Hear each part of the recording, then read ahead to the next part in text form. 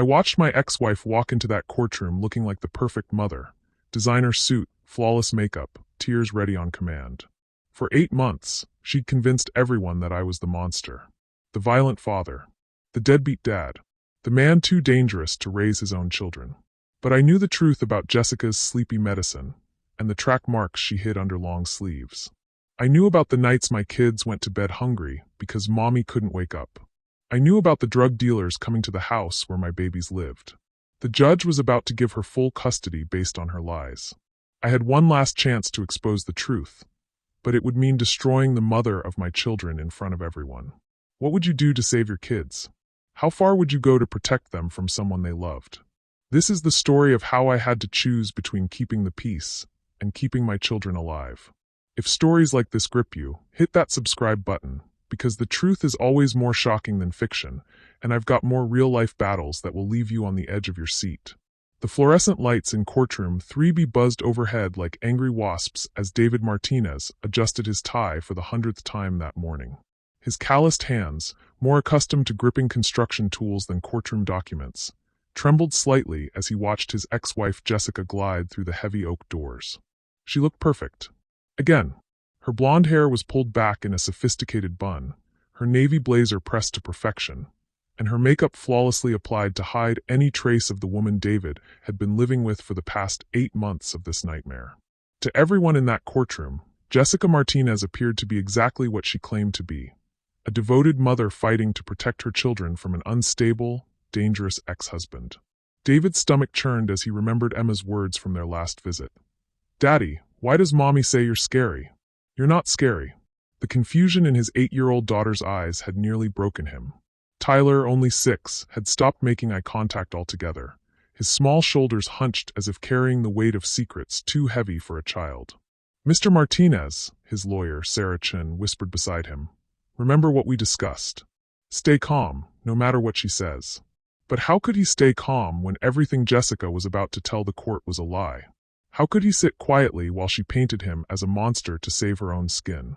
Judge Patricia Hawkins entered the courtroom, her black robes flowing behind her like storm clouds. At 62, she'd seen every kind of custody battle imaginable, but David prayed she'd see through Jessica's performance today. The future of his children depended on it.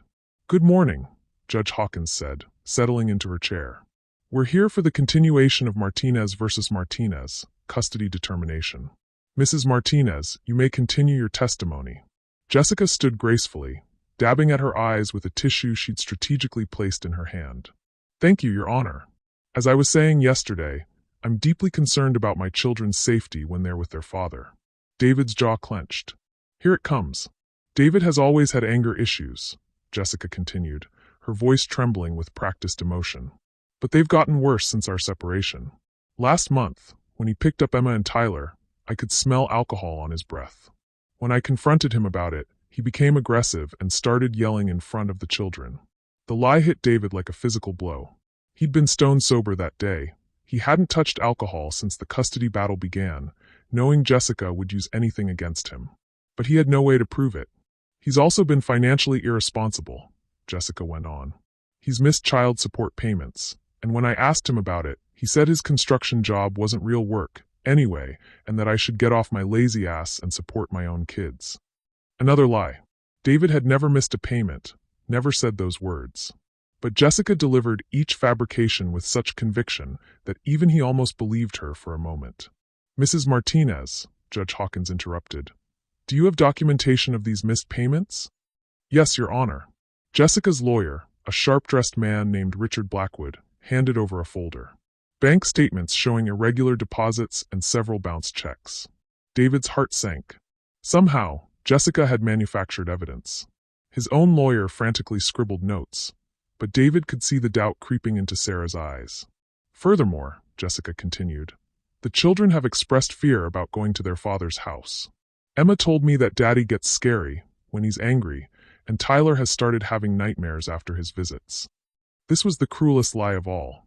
David's children weren't afraid of him. They were afraid of disappointing their mother, afraid of saying the wrong thing, afraid of the consequences of telling the truth about what really happened at Jessica's house. As Jessica continued her testimony, weaving a web of lies so intricate and believable that David felt his world crumbling around him. He thought about the real Jessica. The woman who'd started taking just one pill for back pain after Tyler's birth. The woman who'd gradually become someone he didn't recognize, someone who would lie, steal, and manipulate to feed an addiction that had consumed her soul. But that Jessica was invisible to the court. This Jessica, poised, articulate, and utterly convincing, was winning. 2. 3 weeks earlier, David had been installing drywall in a new subdivision when his phone rang. Emma's school was calling. "Mr. Martinez? This is Principal Williams at Riverside Elementary. We need you to come pick up Emma. She's quite upset and we can't reach her mother." David's heart raced as he drove to the school, his work truck kicking up dust clouds in his hurry. He found Emma sitting in the nurse's office, her small frame shaking with silent sobs. "Daddy," she cried, launching herself into his arms. "I thought you weren't coming." "I'll always come for you, sweetheart," David whispered, holding her tight. "What happened?" The nurse, Mrs. Patterson, pulled David aside. "Emma says her mother didn't wake up this morning to take her to school. She walked here by herself. That's over a mile, Mr. Martinez. When we asked her about it, she became very distressed and kept saying she wasn't supposed to tell anyone about Mommy's sleepy medicine." David's blood ran cold. Jessica's house was indeed over a mile from the school, through busy streets that no 8-year-old should navigate alone. But what terrified him more was Emma's mention of sleepy medicine. "Has this happened before?" Mrs. Patterson asked gently. Emma nodded against David's chest. "Sometimes Mommy takes her special medicine and sleeps for a really long time. Tyler and me watch cartoons and eat cereal for dinner." That night, David tried calling Jessica 17 times. She finally answered at 11 p.m., her voice slurred and defensive. "Where were you this morning?" David demanded. "Emma had to walk to school alone." "That's ridiculous," Jessica snapped, but her words were slightly off, like someone speaking through cotton. "Emma's lying. You know how dramatic she gets. She's 8 years old, Jess. She doesn't lie about walking a mile to school by herself. Don't you dare accuse me of being a bad mother." Jessica's voice turned vicious. "I'm not the one with anger problems. I'm not the one who can't hold down a steady job. Maybe if you paid your child support on time, I wouldn't be so stressed and exhausted." The conversation devolved from there, but David noticed something crucial. Jessica's speech patterns, her defensive reactions, the way she deflected and attacked. It all reminded him of the last year of their marriage, when her prescription pain medication had gradually taken over their lives. Back then, David had tried to help. He'd researched addiction, attended Al-Anon meetings, even staged an intervention with Jessica's sister. But Jessica had been furious, claiming he was trying to control her, that her medication was prescribed by a doctor and therefore perfectly legal and safe. The divorce had followed shortly after, and in the chaos of separation, custody arrangements, and legal proceedings, David had hoped that maybe Jessica had gotten clean. Maybe the shock of losing her family had been the wake-up call she needed. But Emma's story suggested otherwise. Over the next few weeks, David began paying closer attention to the signs he'd learned to recognize during their marriage. The children came back from Jessica's house with stories that didn't quite add up. Tyler mentioned that Mommy's friend Mike came over a lot and brought her special packages. Emma talked about having to be extra quiet when Mommy was resting, sometimes for entire afternoons. Most telling of all, both children had developed a hypervigilance around David that broke his heart. They watched his every expression, carefully gauging his reactions before speaking. They'd been coached, David realized, trained to monitor adult emotions and respond accordingly. "Daddy," Emma had asked during one of their visits, "are you going to get mad if I tell you something?" "I never get mad at you for telling me the truth, sweetheart. Mommy says you get really angry, and that's why we can't live with you anymore. But you don't seem angry to me." David had knelt down to Emma's level, his heart breaking. "I'm not angry, baby girl. I'm sad that you and Tyler can't live with me, but I'm not angry at you. Never at you." "Then why does Mommy say you are?" It was a question David couldn't answer without destroying his children's relationship with their mother. But as he watched Jessica perform in court, he realized that she'd already destroyed so much more. 3. The turning point came on a rainy Thursday evening in October. David was returning the children to Jessica's house after their court-mandated visit when he noticed something that made his blood freeze. Jessica met them at the door wearing a long-sleeved shirt despite the warm weather. But as she reached for Tyler's backpack, her sleeve rode up, revealing what looked like small, dark marks on her inner forearm. When she caught David staring, she quickly pulled the sleeve down and became agitated. "You're late," she snapped, though David was actually 10 minutes early. "Jess, are you okay? You look." "I look fine," she cut him off. "Say goodbye to your father, kids." But David had seen enough during their marriage to recognize the signs. The long sleeves in warm weather. The defensive posture. The way she kept her arms close to her body. Jessica wasn't just taking pills anymore. She'd progressed to something much more dangerous. That night, David called his lawyer. "Sarah, I think Jessica is using heroin." There was a long pause. "David, that's a serious accusation. Do you have any proof?" "I saw what looked like track marks on her arms. And the kids have been telling me things. Things that could be interpreted many different ways," Sarah interrupted. "Look, I believe you. But family court judges hear accusations of drug use in almost every custody case. Without concrete evidence, it just looks like you're trying to discredit Jessica because you're losing." And David was losing. Jessica's performance in court had been flawless, her evidence compelling, her tears convincing. The judge was clearly leaning toward awarding her primary custody, with David getting limited supervised visitation. "What kind of evidence would I need?" David asked. "Video documentation. Audio recordings of her admitting to drug use. Medical records. Police reports. Something undeniable." David hung up the phone and stared at the ceiling of his small apartment. How could he gather that kind of evidence without putting his children at risk? How could he prove Jessica was lying without becoming the kind of person who would spy on and record his ex-wife? But then he thought about Emma walking to school alone. Tyler's nightmares. The fear in both children's eyes when they talked about their mother's sleepy medicine. His children were already at risk. They had been for months. The next morning, David installed a small recording device in his truck. If Jessica was going to continue her erratic behavior during custody exchanges, he wanted it documented. He also began keeping a detailed journal of everything the children told him, noting dates, times, and exact quotes. The first breakthrough came 2 weeks later. Jessica called him at 2 a.m., clearly under the influence of something. David, I need you to take the kids this weekend." "It's not my weekend, Jess. And it's 2 in the morning." I know, but I'm not feeling well. Food poisoning or something. I can't take care of them right now." David could hear the children crying in the background. "Are they okay? Are Emma and Tyler safe?" "They're fine. God, you're so paranoid. They're upset because I'm sick. I'm coming to get them." No, you can't. The court order says I can have emergency custody if you're unable to care for them. You just said you can't take care of them." Jessica's voice turned vicious. "You're trying to trap me. You're recording this, aren't you? You bastard, you're trying to make me look bad." The irony wasn't lost on David. Jessica was making herself look bad. But her paranoid accusation about recording gave him an idea. "I'm not recording anything, Jess. I just want to make sure the kids are safe." "They're safe. They're always safe with me. I'm their mother." But even as she said it, David could hear Tyler crying.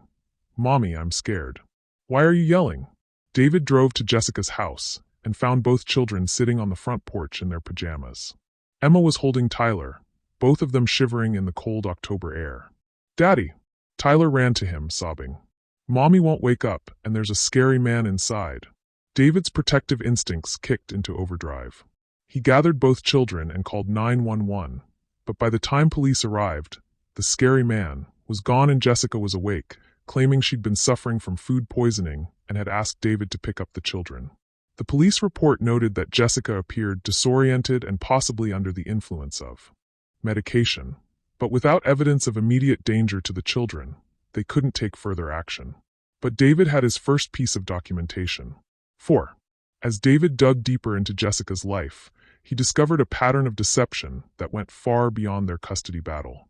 Using public records and information from mutual friends, he began to piece together the extent of Jessica's addiction and the lengths she'd gone to hide it. Jessica had been fired from her pharmaceutical sales job 6 months earlier, though she'd told the court she was still employed. The official reason was inventory discrepancies, but David's contact in the industry confirmed what he suspected. Jessica had been stealing medication samples. Her new boyfriend, Mike Torino, wasn't the successful businessman she described to the court. He was a convicted felon with a history of drug dealing and domestic violence. David obtained copies of Mike's criminal record, which included arrests for possession with intent to distribute and assault charges from 2 previous girlfriends. Most damning of all, David discovered that Jessica had been arrested twice in the past year for prescription fraud. The charges had been dropped both times due to technicalities and her lawyer's skill at plea bargaining, but the arrest records still existed. Armed with this information, David felt a mixture of vindication and heartbreak. He'd been right about Jessica's addiction, but knowing the truth meant accepting that his children had been living in an environment far more dangerous than he'd imagined. The real breakthrough came when David decided to follow Jessica one evening after a custody exchange. He felt sick about spying on her, but his children's safety outweighed his discomfort with the tactics. Jessica drove to a rundown apartment complex on the wrong side of town, where she met with Mike and several other people David didn't recognize. Using his phone, David recorded Jessica clearly under the influence, stumbling as she walked and speaking incoherently to Mike. But the most damaging evidence came from an unexpected source, Jessica herself. 3 days later, she called David in a panic. "I need money," she said without preamble. "The kids they need school supplies and I'm short this month. I already gave you child support, Jess. And I bought their school supplies when I took them shopping last week. That's not enough. Do you know how expensive it is to raise 2 kids? I need at least $500. For what specifically?" Jessica's voice became shrill. "I don't have to justify every expense to you. I'm their mother. I know what they need. What they need is a mother who isn't spending their support money on drugs." The words were out before David could stop them. There was a long silence on the other end of the line. "What did you just say?"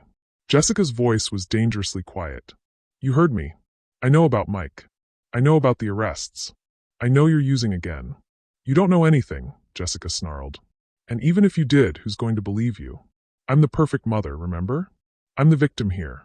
You're just the angry ex-husband who can't accept that he lost." "I have proof, Jess." "Bullshit. You have nothing. I have video of you high as a kite at Mike's apartment. I have police reports. I have arrest records. I have recordings of you admitting you can't take care of the kids." Jessica's breathing became rapid and panicked. "You've been spying on me? You sick freak. This is harassment. This is stalking. This is protecting my children." "Your children? They're my children. I carried them for 9 months. I gave birth to them. I've sacrificed everything for them while you've been playing the victim. You've sacrificed them for your addiction." "I don't have an addiction," Jessica screamed. "I have chronic pain. I have anxiety. I have depression from dealing with your abuse for years. My medication is prescribed by doctors. Heroin isn't prescribed by doctors, Jess." Another long silence. When Jessica spoke again, her voice was cold and calculating. "You think you're so smart. You think you've figured it all out. But you know what? Even if I was using, which I'm not, it doesn't matter. The judge loves me. The court sees you as an unstable, vindictive ex-husband who's trying to destroy his children's mother. You could have video of me shooting up in front of the kids, and they'd still give me custody." David's heart sank because he feared she might be right. Jessica had been so convincing in court, so perfectly crafted in her victim narrative, that even concrete evidence might not be enough to overcome the judge's first impression. "Besides," Jessica continued, her voice taking on a cruel edge, "the kids prefer me anyway. Emma told me just yesterday that she wishes you would just disappear. Tyler said he's scared of your angry face. They don't want to live with you, David. They want to stay with their real parent." The lies about his children's feelings cut deeper than anything else Jessica had said. David knew his kids loved him, but he also knew that Jessica had been systematically poisoning their minds against him for months. "You're coaching them," David said quietly. "You're teaching them to be afraid of me. I'm teaching them to be honest about their feelings. If they're afraid of you, maybe you should ask yourself why. They're afraid because you've told them to be afraid. They're confused because you filled their heads with lies about me. Or maybe," Jessica's voice dripped with false sweetness, "they're just smart enough to see what kind of man their father really is." David hung up the phone, his hands shaking with rage and heartbreak. But he'd gotten what he needed. Jessica's admission that she was manipulating the children, her acknowledgement of the evidence against her, and most importantly, her complete lack of remorse or concern for how her actions were affecting Emma and Tyler. The recording would be devastating in court. 5. The hardest part of David's investigation wasn't gathering evidence against Jessica. It was watching his children struggle with the impossible position they'd been placed in. Emma, at 8 years old, had become a master of reading adult emotions and saying what she thought people wanted to hear. Tyler, only 6, had developed a stutter that appeared whenever anyone asked him about his home life. During one of their visits, David decided to create a safe space for his children to tell their truth. He took them to their favorite park, away from any recording devices or legal pressures, and simply listened. "Daddy," Emma said as she swung back and forth, "can I ask you something?" "Always, sweetheart." "Why does Mommy say you don't love us anymore?" David's heart clenched. "What do you mean?" "She says that's why you moved away. Because you got tired of being our daddy and you wanted a new family." David stopped pushing Tyler on the swing and knelt down between his children. "Emma, Tyler, look at me. I moved away because Mommy and I couldn't live together anymore. But I will never, ever stop being your daddy. I will never stop loving you. There is nothing in this world that could make me love you less." Tyler's eyes filled with tears. "But Mommy says you're going to forget about us and get new kids." "That will never happen. You two are my kids forever. Nothing can change that." Emma looked around nervously, as if checking to make sure they were alone. "Daddy, I'm scared to tell you something." "You can tell me anything. I promise I won't be angry." Sometimes Mommy acts really weird. She sleeps for a really long time and we can't wake her up. And Mike comes over and they go in her room and make loud noises and tell us to stay in the living room." David's stomach churned, but he kept his voice calm. "That sounds scary for you and Tyler." "It is scary," Tyler whispered. "And sometimes Mommy cries a lot and says it's our fault that you left." "It's not your fault," David said firmly. "Mommy and I having problems is never, ever your fault. You didn't do anything wrong." Emma looked around again, then leaned closer to David. "Daddy, I found some scary things in Mommy's room. Little bags with white powder and some sharp things that looked like the shots I get at the doctor." David's blood ran cold, but he forced himself to stay calm. "Where did you find these things?" "In her dresser drawer.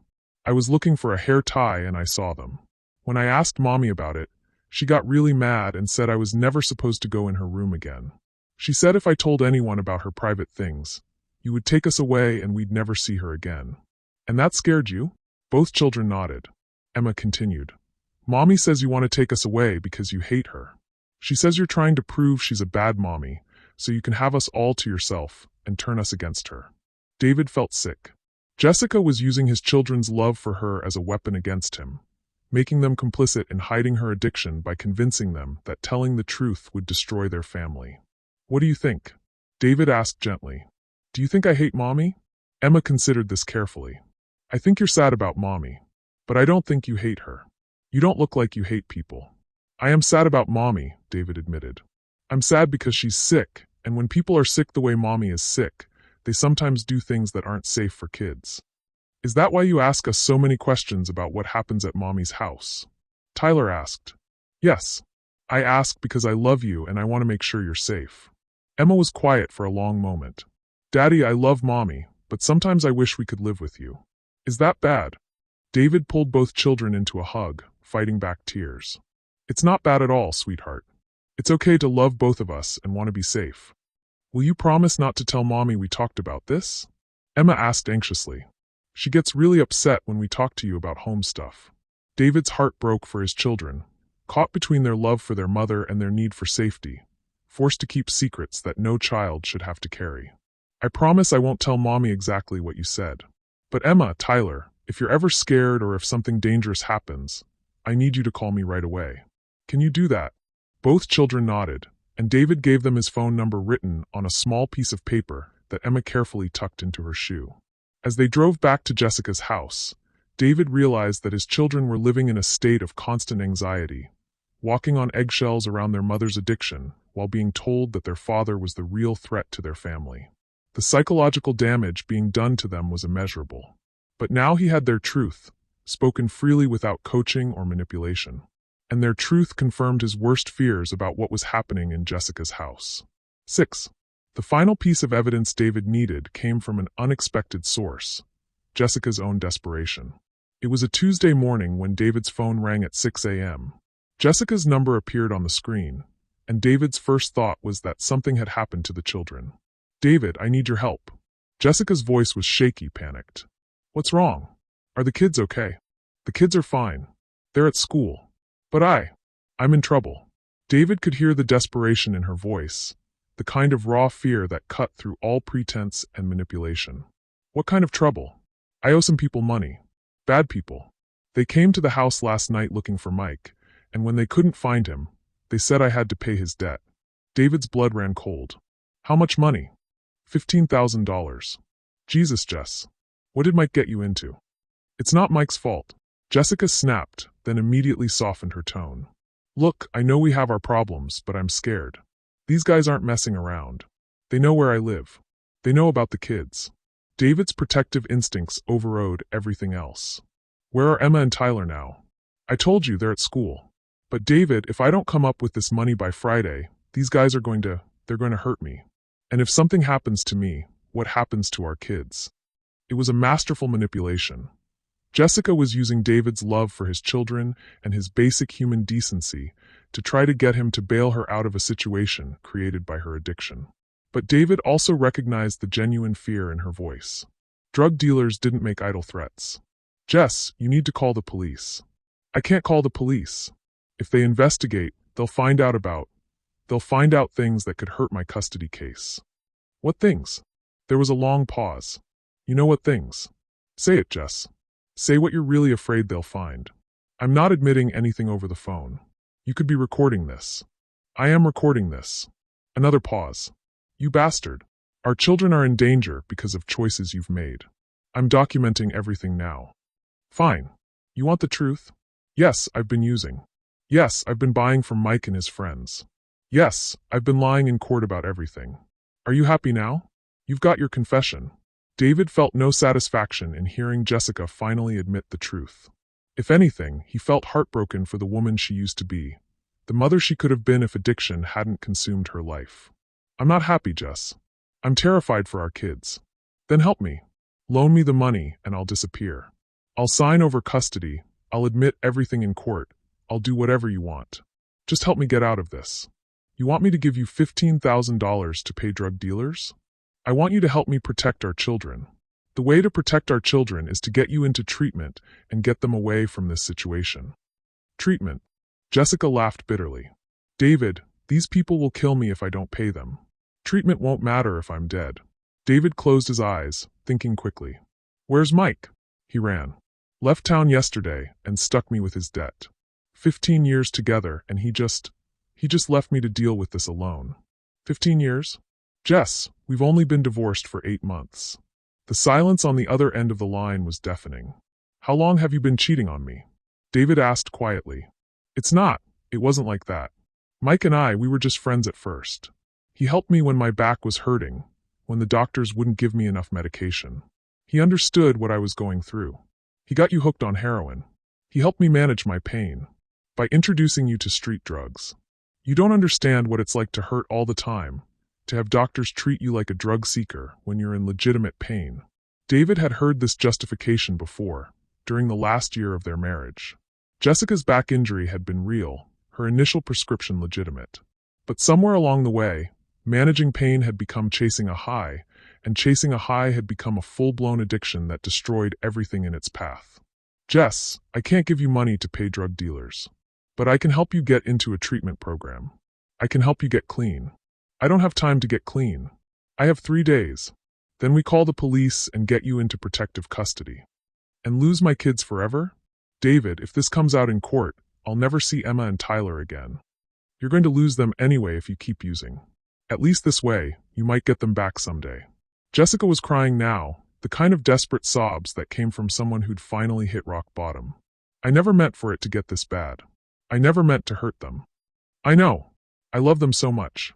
I love them more than anything. I know you do. But I can't stop. I've tried to stop so many times, but I can't. And now it's too late. It's not too late, Jess. It's never too late to do the right thing. What if they hate me? What if Emma and Tyler grow up hating me for what I've done? David thought about his children's faces, their confusion and fear, their desperate attempts to protect both parents while navigating an impossible situation. They love you, Jess. They're scared and confused, but they love you. And if you get help, if you get clean and stay clean, they'll understand someday that you fought for them. Will you help them understand? When they're older? Yes. And will you make sure they know that I loved them? Even when I was sick, Even when I was making terrible choices, I loved them. They already know that. Jessica cried for several more minutes while David listened, his heart breaking for the woman he'd once loved, the mother of his children, the person addiction had slowly destroyed. David, yeah, I'm going to turn myself in. To the police, to the court, to whoever will listen. I'm going to tell them everything. Are you sure? I'm sure. I can't keep living like this. And I can't keep putting our babies in danger. What about the people you owe money to? I'll figure something out. Maybe witness protection. Maybe I'll just have to take my chances. But I can't keep lying. I can't keep pretending to be someone I'm not. David felt a mixture of relief and sadness. I'm proud of you for making this choice. Don't be proud of me yet. I haven't done anything but make a phone call. Ask me again in a year if I'm still clean. I will. David, yeah, take care of our babies. Love them enough for both of us until I can love them the right way again. I will. Jessica hung up the phone, and David sat in his truck outside the construction site where he'd been working, crying for the family that addiction had destroyed and hoping against hope that it wasn't too late to save what remained. 7. The emergency custody hearing was scheduled for the following Monday. David's lawyer, Sarah Chun, had worked through the weekend to compile all the evidence David had gathered. The recordings, the police reports, the arrest records, the documentation of Jessica's drug connections, and most damning of all, Jessica's own confession. But David was nervous. Jessica was a master manipulator, and he'd seen her talk her way out of impossible situations before. What if she denied everything? What if she claimed the recordings were fake or taken out of context? What if she convinced the judge that David had somehow coerced her confession? His fears proved unfounded. When Jessica walked into the courtroom that Monday morning, she looked like a completely different person from the polished, professional woman who'd been testifying for months. Her hair was unwashed, her clothes wrinkled, and her hands shook visibly as she took her seat. But most telling of all, she looked relieved. Your Honor, Jessica's lawyer began, my client would like to make a statement to the court. Judge Hawkins looked surprised. Mrs. Martinez, you understand that anything you say can be used in these proceedings and potentially in criminal proceedings? Yes, Your Honor. I understand. Jessica stood slowly, her voice barely above a whisper. Your Honor, I need to tell you the truth about everything I've said in this courtroom. For the next hour, Jessica systematically dismantled every lie she'd told. She admitted to fabricating evidence against David. She confessed to coaching the children to say they were afraid of their father. She revealed the extent of her drug addiction and the dangerous people she'd brought into her children's lives. I told this court that David was violent, but he never laid a hand on me or the children. I told this court that he was financially irresponsible, but I was the one spending child support money on drugs. I told this court that the children were afraid of him, but I was the one who taught them to be afraid. Judge Hawkins listened with a mixture of shock and disgust. Mrs. Martinez, are you telling this court that you committed perjury in multiple previous hearings? Yes, Your Honor. And that you knowingly presented false evidence? Yes, Your Honor. And that you coached minor children to lie in custody proceedings? Yes, Your Honor. The judge was quiet for a long moment, clearly struggling to process the magnitude of Jessica's deception. Mrs. Martinez, why are you telling the court this now? Jessica looked at David for the first time since entering the courtroom. Because my children deserve better than what I've given them. Because their father deserves better than what I've put him through. And because I can't keep living with these lies. Your Honor, David's lawyer stood. We have extensive documentation supporting Mrs. Martinez's confession, including recorded admissions, police reports, and evidence of her association with known drug dealers. Judge Hawkins reviewed the evidence with increasing dismay. When she finally looked up, her expression was one of barely controlled anger. Mrs. Martinez, in 32 years on the bench, I have never seen such a systematic and deliberate attempt to manipulate this court. You have not only committed multiple felonies, but you have used your own children as weapons in your deception. Jessica nodded, tears streaming down her face. I know, Your Honor. I have no excuse for what I've done. Mr. Martinez, Judge Hawkins turned to David, I owe you an apology. This court was deceived by Mrs. Martinez's performance, and as a result, your children have been placed in danger and your parental rights have been unjustly restricted. David stood slowly. Your Honor, I don't need an apology. I just need my children to be safe. They will be. Mrs. Martinez, I am immediately awarding emergency custody of both children to Mr. Martinez. You will have no unsupervised contact with the children until you complete a court-approved drug treatment program and demonstrate at least 1 year of sobriety. Jessica's lawyer tried to object. Your Honor, my client is voluntarily seeking treatment.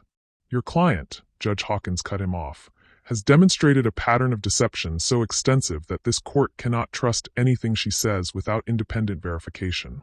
She will submit to immediate drug testing, and if she tests positive for any illegal substances, I will recommend that the district attorney pursue criminal charges for perjury, child endangerment, and contempt of court. Jessica nodded again. I understand, Your Honor. Furthermore, Mrs. Martinez, you will surrender your passport to this court, and you are prohibited from leaving the state without court approval. Given your admission that you owe money to dangerous individuals, I am also ordering that you be placed in protective custody until arrangements can be made for your safety. David felt a mixture of relief and sadness as he watched Jessica being led away by court officers. He'd won, but victory felt hollow when it came at the cost of his children's mother destroying herself. 8. The hardest conversation of David's life came that evening when he had to explain to Emma and Tyler why they wouldn't be going back to their mother's house. He'd picked them up from school as usual, but instead of the typical custody exchange, he drove them to his apartment. Both children sensed something was different. Daddy, Emma asked as they climbed the stairs to his second-floor apartment, why didn't we go to Mommy's house today? David had rehearsed this conversation with a child psychologist, but no amount of preparation made it easier. He sat both children down on his couch and took a deep breath. Emma, Tyler, I need to tell you something important about Mommy. Both children immediately tensed, their faces showing the hypervigilance David had come to recognize as a trauma response. Am I in trouble? Emma asked quickly. Did I say something wrong? No, sweetheart. You're not in trouble. You haven't done anything wrong. Is Mommy in trouble? Tyler whispered. David chose his words carefully. Mommy is sick. She's been sick for a while, and her sickness made her do things that weren't safe for you and Tyler. What kind of sick? Emma asked. It's called addiction. It's a sickness that makes people need medicine or drugs even when those things hurt them. And when people have this sickness, sometimes they can't take good care of their children. Tyler's eyes filled with tears. Is Mommy going to die? No, buddy. Mommy is going to get help so she can get better. But while she's getting help, you're going to stay with me. For how long? Emma asked. I don't know yet. Maybe a long time. Emma was quiet for several minutes, processing this information. Finally, she asked, Daddy, is this why Mommy told us you were scary? Because she was sick. David's heart ached for his daughter's attempt to make sense of an impossible situation. Yes, sweetheart. When people have the sickness Mommy has, sometimes they get confused and scared, and they say things that aren't true. So you're not really scary? I hope not. What do you think? Emma considered this seriously. I don't think you're scary. I think you're sad. I am sad. I'm sad that Mommy is sick, and I'm sad that you and Tyler have been scared and confused. Tyler climbed into David's lap. Daddy, I don't want Mommy to be sick. I don't want her to be sick either, buddy. But the good news is that people can get better from this sickness if they work really hard and get the right help. Will we see her again? Emma asked. Yes. When Mommy gets better, you'll be able to see her again. But for now, she needs to focus on getting healthy. Over the following weeks, David watched his children slowly begin to relax. The hypervigilance faded. Tyler's stutter disappeared. Emma stopped asking permission for every small decision.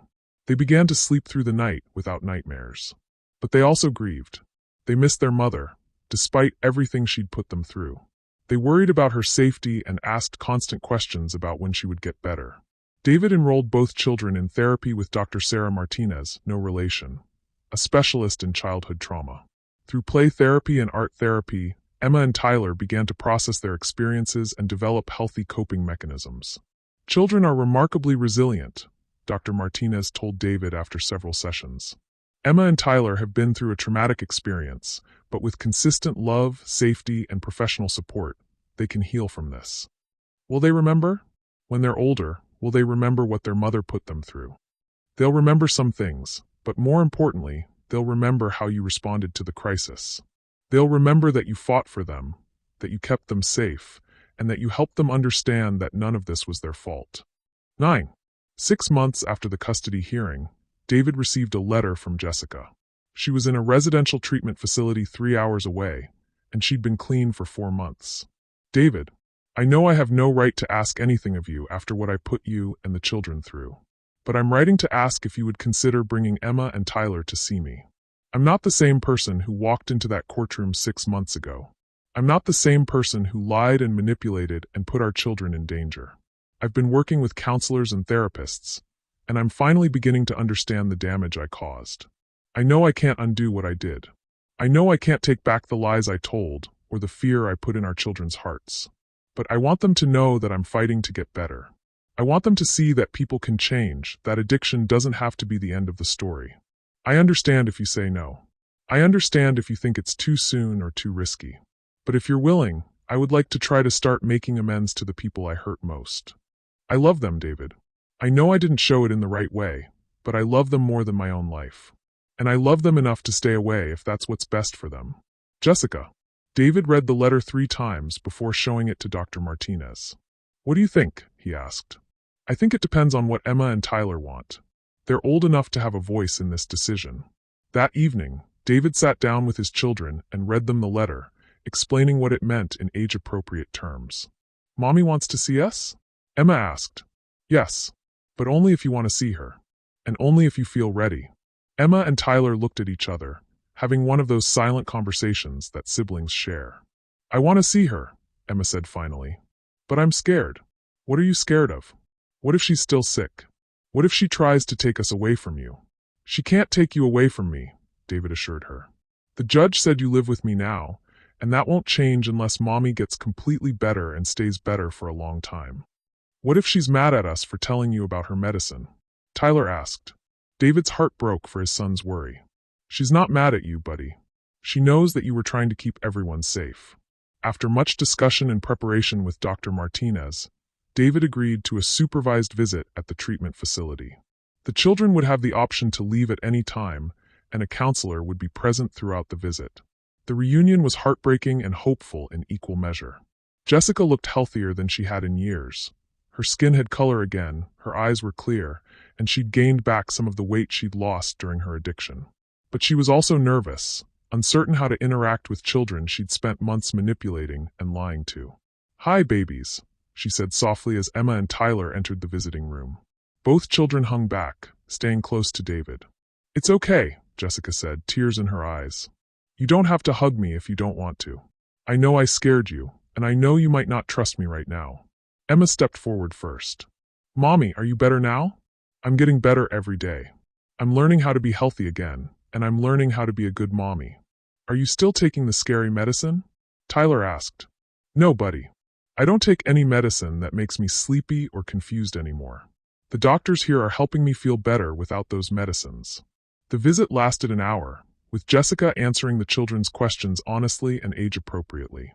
She apologized for scaring them, for lying about their father, and for not keeping them safe. She promised to keep working on getting better, but she also made it clear that their safety and happiness were more important than her desire to see them. I want you to know, Jessica told them as the visit ended, that everything that happened was because I was sick, not because you did anything wrong. You are perfect, beautiful children, and you deserve to feel safe and loved every single day. As they drove home, Emma was quiet for a long time. Finally, she said, Daddy, I think Mommy really is getting better. What makes you think that? She didn't try to make us feel bad about living with you. And she didn't ask us to keep any secrets. David smiled, proud of his daughter's wisdom. You're right. Those are good signs. Can we see her again? If you want to, and if she keeps getting better, yes. I want to, Tyler said from the back seat. But I want to live with you. You will live with me for as long as you want to, buddy. That's not going to change. 10. A year after Jessica's confession, she was released from the treatment facility and placed in a halfway house. She'd completed her program, maintained her sobriety, and was working part-time at a non-profit organization that helped other women struggling with addiction. The criminal charges against her had been reduced in exchange for her cooperation and her commitment to treatment. She'd pled guilty to perjury and child endangerment, receiving 5 years of probation and 500 hours of community service. More importantly, she'd been attending regular supervised visits with Emma and Tyler, slowly rebuilding their relationship based on honesty and trust rather than manipulation and fear. She's different now, Emma told David after one of their visits. She listens to us, and she doesn't get mad when we talk about living with you. How does that make you feel? Happy. And sad. Happy because I think she really loves us now, but sad because it took so long for her to figure out how to show it. David had been attending Al-Anon meetings throughout Jessica's recovery, learning how to support his children's relationship with their mother while maintaining appropriate boundaries. It wasn't easy. There were still moments when he felt angry about the year of hell Jessica had put them through, the lies she'd told, the damage she'd caused. But he also saw how hard she was working to make amends, how committed she was to her recovery, and how much it meant to Emma and Tyler to have their mother back in their lives in a healthy way. The final custody hearing took place 18 months after Jessica's confession. She was asking for supervised overnight visits, with the possibility of unsupervised visits in the future if she maintained her sobriety. This time, when Jessica took the stand, she told the truth. "Your Honor, I destroyed my family because of my addiction. I lied to this court, I manipulated my children, and I tried to destroy their relationship with their father because I was too sick and too proud to admit I needed help. And now," Judge Hawkins asked, "now I'm learning how to be the mother my children deserve. I'm learning how to put their needs before my own wants. And I'm learning that being a good parent sometimes means accepting that someone else can give your children what you can't." "What do you mean by that?" "I mean that David has given Emma and Tyler stability, safety, and unconditional love during the worst period of my life. He's been the parent they needed when I couldn't be. And even though I want them back, I want what's best for them more than I want what's best for me." Judge Hawkins granted Jessica's request for supervised overnight visits, with the understanding that any relapse or violation of the custody order would result in immediate termination of her parental rights. As they left the courthouse, Jessica approached David. "Thank you," she said simply. "For what?" "For fighting for them when I couldn't. For keeping them safe when I was putting them in danger. For helping them understand that I loved them even when I was too sick to show it properly." David nodded. "They needed their father." "They needed you," Jessica corrected. "And I'm grateful they had you." David stood in the kitchen of his new house, a 3-bedroom home with a big backyard where Emma and Tyler could play safely, making breakfast for his children. It was a Saturday morning, and Jessica would be picking them up for her weekend visit. The transition hadn't been easy. There had been setbacks, moments of doubt, and difficult conversations. But Jessica had maintained her sobriety for over 3 years now, and her relationship with the children had slowly healed. Emma, now 11, was helping Tyler, 9, with his homework at the kitchen table. Both children were thriving. Emma was on the honor roll and played soccer, while Tyler had discovered a love for art and was taking classes at the community center. "Dad," Emma said, looking up from Tyler's math worksheet, "can I ask you something?" "Always." "Do you think Mom would have gotten better if you hadn't fought for us in court?" It was a question David had wondered about himself. "I don't know, sweetheart. But I think sometimes people need to hit rock bottom before they can start climbing back up." "What's rock bottom?" "It's when things get so bad that you finally realize you have to change or lose everything that matters to you." Tyler looked up from his homework. "So Mom's rock bottom was almost losing us?" "I think so, buddy." "I'm glad she didn't lose us," Tyler said, "even though it was scary for a while." "Me too," Emma agreed. "I like having both my parents, even if we don't all live together." David smiled, proud of his children's resilience and wisdom. They'd been through something no child should have to experience, but they'd emerged stronger, more empathetic, and more aware of their own worth. When Jessica arrived to pick them up, she looked healthy and happy. She'd been promoted at her job, had her own apartment, and was in a healthy relationship with a man who supported her recovery. "How are my babies?" she asked, hugging Emma and Tyler. "We're not babies anymore, Mom," Emma laughed. "I'm almost in middle school." "You'll always be my babies," Jessica said, but her tone was light and loving rather than possessive or manipulative. As David watched his children leave with their mother, he felt a sense of peace he hadn't experienced in years. The family looked different now than it had when he and Jessica were married, but it was healthier. The children had 2 parents who loved them, who put their needs first, and who had learned to co-parent effectively despite their painful history. His phone buzzed with a text from Sarah Chun, his lawyer, who had become a friend over the years. Saw the news about Jessica's promotion. "How are you feeling about everything?" David typed back, grateful. "For all of it. Even the hard parts. Even the custody battle from hell? Especially that."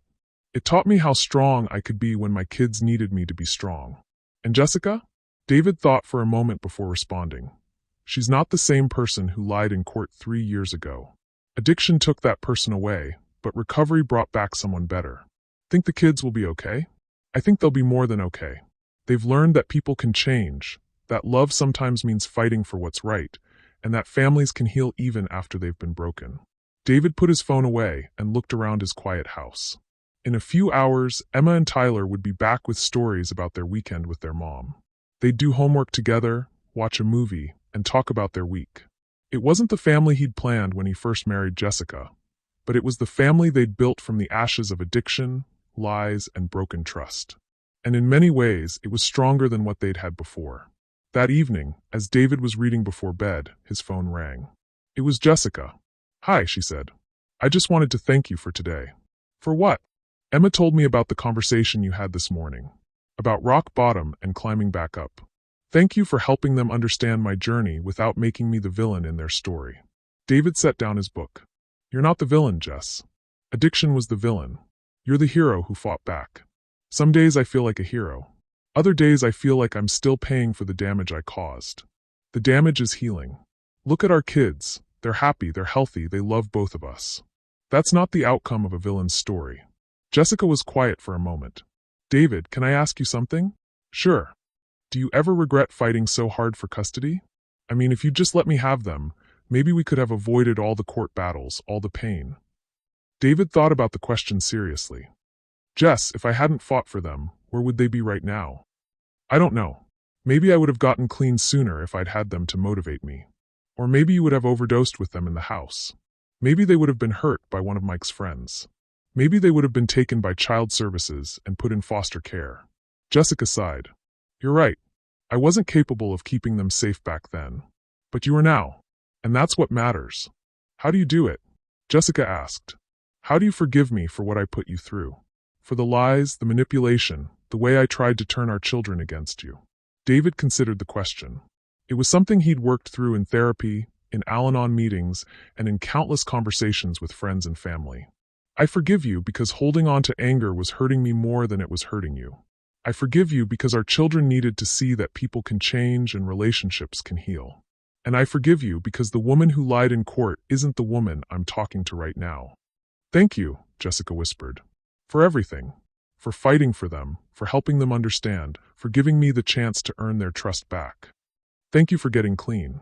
Thank you for doing the work. Thank you for becoming the mother they deserved." After they hung up, David reflected on the journey they'd all taken. 3 years ago, he'd been a desperate father fighting a system that seemed stacked against him, trying to prove that his children's mother was lying about everything. He'd felt helpless, angry, and terrified that he would lose Emma and Tyler forever.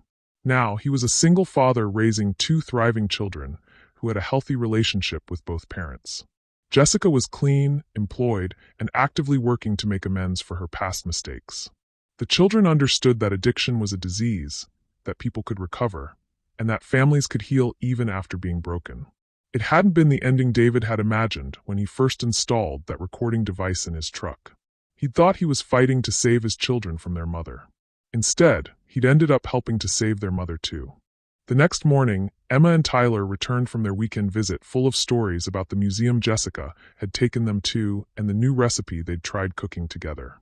"Mom's really good at explaining the science stuff at the museum," Emma said as she unpacked her overnight bag.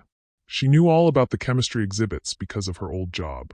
And she let me pick the music in the car," Tyler added. "She said my taste in music is way better than yours, Dad." David laughed. "Well, she's probably right about that." "Dad," Emma said, sitting down next to him on the couch, "I'm glad you fought for us." "What makes you say that?" "Because if you hadn't, I don't think Mom would have gotten better. And I don't think we would have learned that we're strong enough to get through scary things." Tyler nodded in agreement. "And I like that we have 2 houses now. It's like having 2 different adventures." David pulled both children into a hug, marveling at their resilience and wisdom. They'd been through something that would have broken many families, but they'd emerged with a deeper understanding of love, forgiveness, and the power of fighting for what's right. "I love you both," David said. "More than you'll ever know." "We love you too, Dad," Emma said. "Thanks for being brave when we needed you to be brave." As David tucked his children into bed that night, he thought about the man he'd been 3 years ago, desperate, angry, and willing to do whatever it took to protect his kids. That man had made the hardest decision of his life: to expose the truth about Jessica's addiction, knowing it would destroy her in the short term, but hoping it would save her in the long term. It had been the right decision, not just for Emma and Tyler, but for Jessica too. Sometimes love meant fighting against someone you cared about in order to save them from themselves. The custody battle was over. The lies had been exposed. The truth had set them all free. And in the end, that truth had given them something more valuable than the perfect family David had once imagined. It had given them a real family, built on honesty, forgiveness, and the unshakable knowledge that love could survive even the darkest storms. As David turned off the lights and headed to his own room, he smiled. Tomorrow would bring new challenges, new adventures, and new opportunities to show his children what unconditional love looked like. But tonight, Emma and Tyler were safe in their beds. Jessica was clean and working on her recovery, and their family, different though it might look from the outside, was whole. Sometimes the best victories were the ones that saved everyone, even the people who had seemed like enemies. Sometimes the greatest act of love was refusing to give up on someone, even when they'd given up on themselves. And sometimes the most important thing a parent could do was simply refuse to stop fighting for their children, no matter how impossible the odds seemed. David had learned all of these lessons the hard way. But as he drifted off to sleep, listening to the quiet sounds of his children breathing safely in their rooms, he knew that every moment of the fight had been worth it. His children were safe. His family was healing. And the truth had finally set them all free. If this story moved you, if it showed you that even the darkest situations can have hope, then subscribe right now.